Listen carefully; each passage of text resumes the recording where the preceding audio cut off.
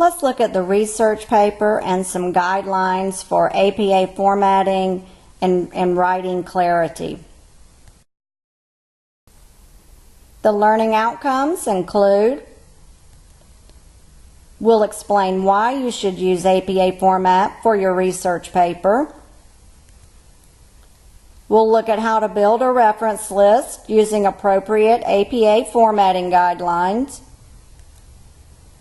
We'll summarize how to directly quote and paraphrase ideas from others. So why do we use APA format? We don't do it simply to make it harder for you to write your paper, but it allows you to express your ideas in a consistent format and style within the recommendations of, in this case, the APA guide. They're updated periodically. The edition that I'm referring to is the 6th edition, but it applies to previous editions as well. But you use this style guide, and I know how you're going to reference the citations, the works that you used. I know how everything is going to look and be formatted. I expect it, and it looks like I expected, because it's a consistent format and style. So a couple of guidelines according to the APA style guide. It's a uniform style. It lets me look and see, does this title, is it what I need for my research? It helps me determine and shortens my research time when I'm completing research on what others have done before me.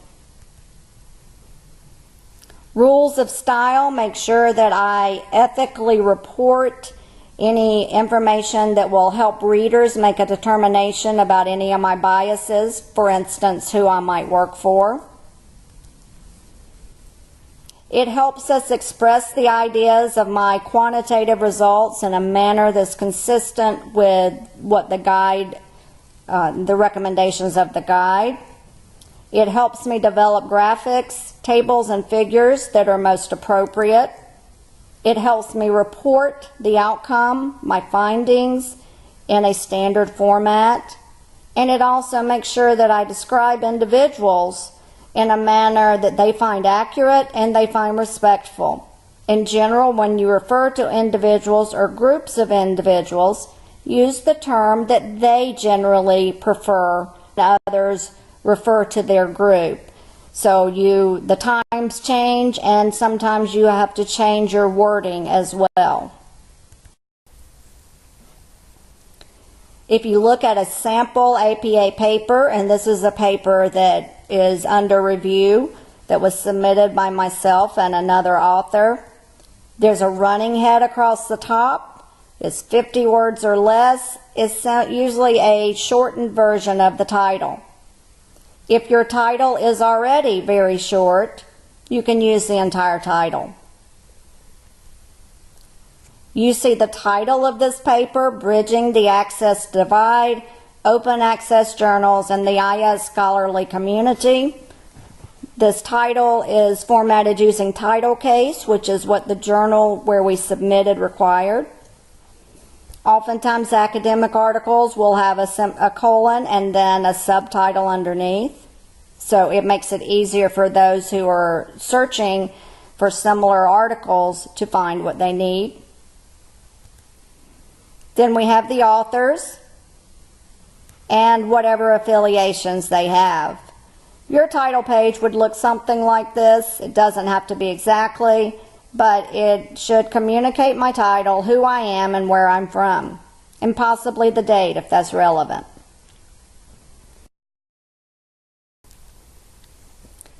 Your references must be formatted according to APA style. That includes every comma, every period, every indentation. You want to use hanging indent. That means that after the first line, each line is indented one tab space in effect, and you can find that setting within Word or other popular word processing programs. Double space. That's true throughout the entire paper, including the references. You want to alphabetize by the last name of the first author. Authors are listed in a particular order that is not alphabetical in some cases because it's showing who put forth the most effort on this particular article. So you want to make sure to give that person credit. Use the APA guide to help you format. When you put your information into an automatic converter that will convert it to the style you ask, like APA or MLA or Chicago or others, you still have to manually check it, because if you enter a title in with uppercase when it should have been lowercase, it won't catch that. And don't number the references. You will use numbers within to refer to volume and issue, but you don't put number 1 and that person's name, number 2, and so forth. You don't number sections either. You can see here just an excerpt of the references that we used for the previous paper, the title page that you saw. And you can see the author's names. These are only a few of the A's that you see, but this gives you an idea of how you might format different types of references. The first is a Google Inc. White paper. The second is a journal, an academic journal with a volume and an issue. Page numbers don't have P or PP period in front of them. They just have the page numbers listed. The third one was retrieved from a website, and the fourth one was also an academic journal. You see a mix of academic and non-academic writings even in this snippet of references taken from our paper. Quotations. You must use quotation marks and cite the original, unless it's a long quote, in which case you indent on either side and don't put quotation marks, according to APA. Don't use a lot of long quotes. In fact, use very few. If you get more than, it depends on the journal, but if you get more than about 150 words that you're directly quoting, you need written permission from the copyright holder. When to use quotations? Well, I can't say it any better. And so, my fellow Americans, ask not what your country can do for you, ask what you can do for your country. I would quote that because John F. Kennedy said it better than I ever could. We hold these truths to be self-evident, that all men are created equal, etc. If I'm quoting the Declaration of Independence, I don't want to summarize it in my own words. No, I might use quotations or snippets and then describe what that means in my own words. If I'm quoting Martin Luther King Jr., I have a dream that one day this nation will rise up and live out the true meaning of its creed. And then he uses the first words of the Declaration. We hold these truths to be self-evident that all men are created equal. So here he effectively integrated a quote from elsewhere into his writing because he couldn't say it better, but he did emphasize that all men are created equal. He emphasized that to make the point of his speech. Paraphrasing needs to be in your own words, and you must cite the original. So you read the sections that you want to paraphrase, understand the main points relevant to your paper, think about them, put the article aside, and then write in your own words without pulling the article back to look at again. In your own words. So make sure you understand it, understand what's relevant, and then put it aside and don't look at it again. You still need to cite it at the end of the idea, the paraphrase. You can look at the Purdue Online Writing Lab on quoting, paraphrasing, and summarizing. They have some very good information that you might find helpful. Summarizing, here's where you summarize main points. You're not paraphrasing a section, it's just main points of the paper. In your own words, you still cite the original. You read the paper again, understand it, think about it, put the article aside, summarize in your own words. You refer to the main article only for clarification. You don't, because if you do refer to the article, you tend to use the author's words instead of your own. You still must cite the original. And there's the link to the Purdue Online Writing Lab. Again, you probably have a writing lab at your university as well, like we do at Kennesaw State University. The Writing Center at Kennesaw is free, which means you've already paid for it in your fees. So I encourage you to use it. When do we use direct quotes? If the words were eloquent. Ask not what your country can do for you, ask what you can do for your country. I could summarize it and say you should not just consider what your country can do for you, but you should think about what you can do as well. That doesn't sound nearly as eloquent. And I can't say that better myself.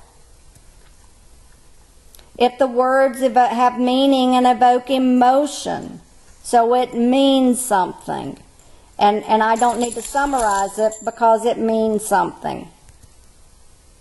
If I do summarize or paraphrase, I'll lose the impact of the quote. However, do not get so tied up with quotes that you quote the beginning of your paper and quote the end, and everything in between. Your voice needs to come through. You need to paraphrase and summarize mostly and develop your own ideas from that. You need to only have a few very impactful quotes within your paper.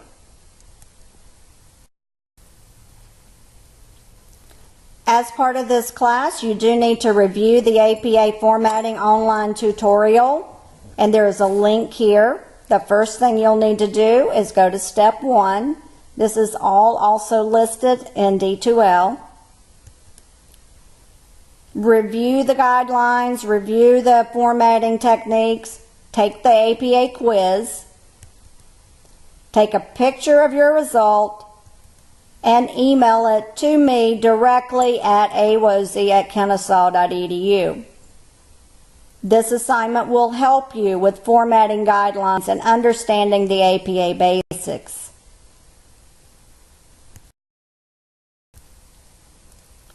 To summarize, APA formatting, we use it because it gives us a consistent and clear way to report our results that's anticipated by others who might be looking for research related to our topic. In this class, unless you're told otherwise, you follow APA guidelines. For your research paper, APA guidelines. Other projects, some like the white paper or the presentation, you don't necessarily have to follow strict APA formatting guidelines. It would detract from the message you're trying to get to the audience if you do that, for instance, in your white paper. When you complete your research paper, you will paraphrase and summarize, bringing in ideas from others. You still must cite those ideas. Please only use direct quotes when they are compelling and eloquent and maybe evoke emotion from those who read them, and you can't summarize them better yourself. Your voice needs to come through. I need to hear your thoughts and how you interpreted what you read. If I only wanted to read what others read, I would go and pull those articles. Let me know what you think, your voice, and how you organize the research that you read to bring it together in your research paper that you submit for the class.